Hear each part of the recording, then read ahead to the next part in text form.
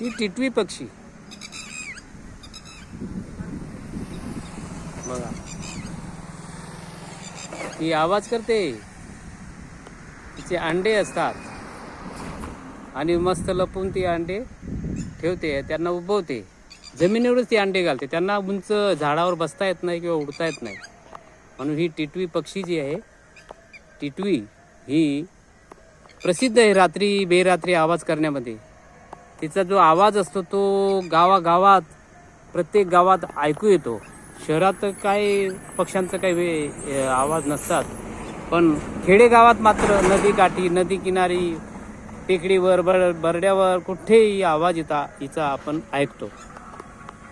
आणि ते अंड्याचं रक्षण करण्यासाठी ही टिटवी आवाज करते रात्री बेरात्री, सुरक्षेसाठी.